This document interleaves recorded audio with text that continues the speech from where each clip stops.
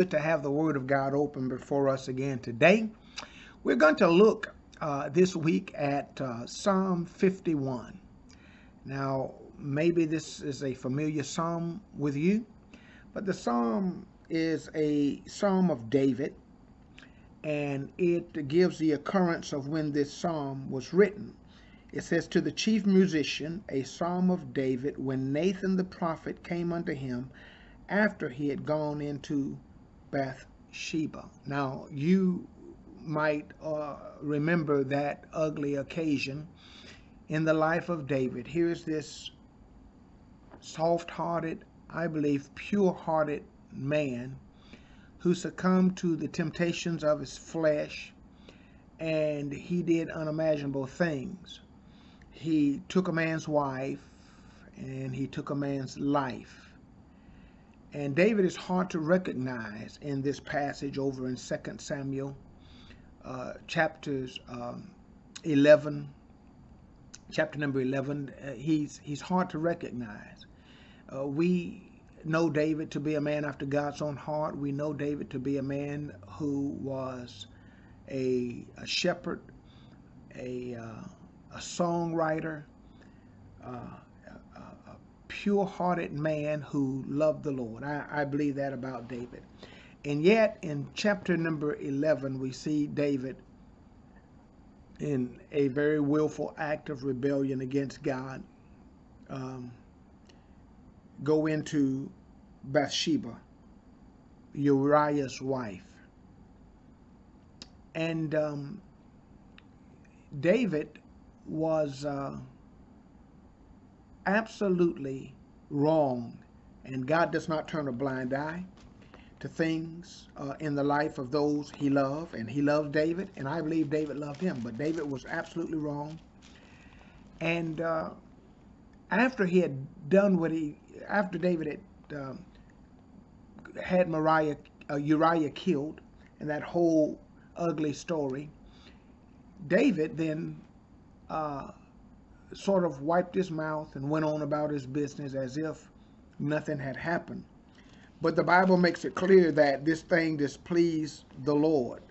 In verse number 27 of chapter number 11 of 2 Samuel, it displeased the Lord. David took the man's wife after he had taken his life, but it displeased the Lord. And you remember that God sent Nathan the prophet to David. Nathan was a man that God would use to speak truth to power.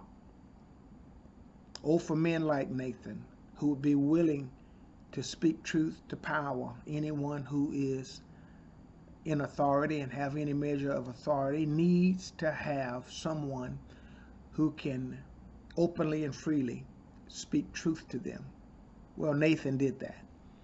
And he went to David. And I love this because he went to David really with a parable.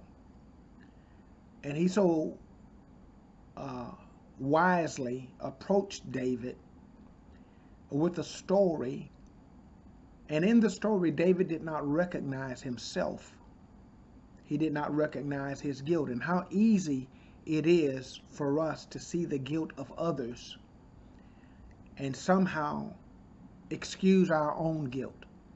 How easy it is for us to spot the inconsistencies in others' lives, and yet we are oblivious to the obvious inconsistencies in our own life. Well, Jesus calls this hypocrisy. He says, how and why do you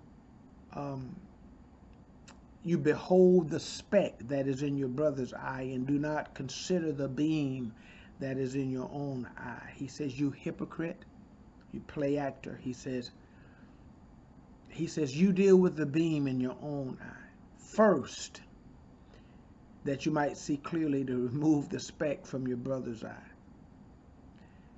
This is a cautionary tale for all of us because we are quick to see the faults in others, and David was too. And so the next time we come, we will look at how Nathan approached David and what God did in the heart and life of David. And as a result, we see Psalm 51. And so I look forward to having you here with me this week as we take the Word of God in our hands and we consider what God has to say to us. I'll see you tomorrow, 5 at 5. God bless you. Bye-bye.